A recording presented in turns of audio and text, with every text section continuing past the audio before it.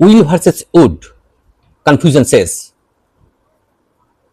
অনেকেই বলে I will help you, আবার কেউ বলে আই উইল হেল্প ইউ। পার্থক্যটা জানো? চলো ক্লিয়ার করে নিই। প্রথমে বলি, এটা সাধারণত তিনটে জায়গায় ব্যবহার করা হয়।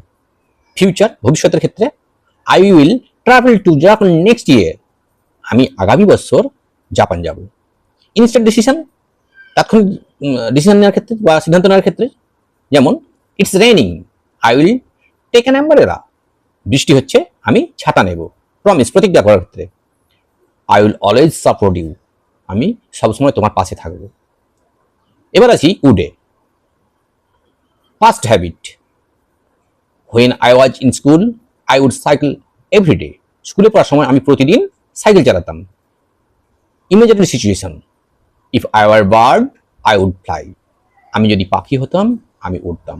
Polite request, I would like some টি, আমি একটু চা চাই।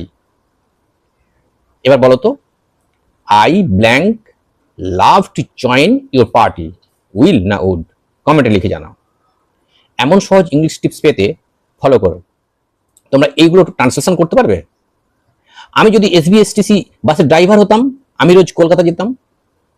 বা সেই গানটা, হতাম যদি তোতা পাখি তোমায় নাচ দেখাতাম, হতাম যদি ফুল ময়ূরী তোমায় নাচ দেখাতাম। বা সেই ইংরেজিটা, আমি যদি পাখি হতাম আমি আকাশে উঠতাম।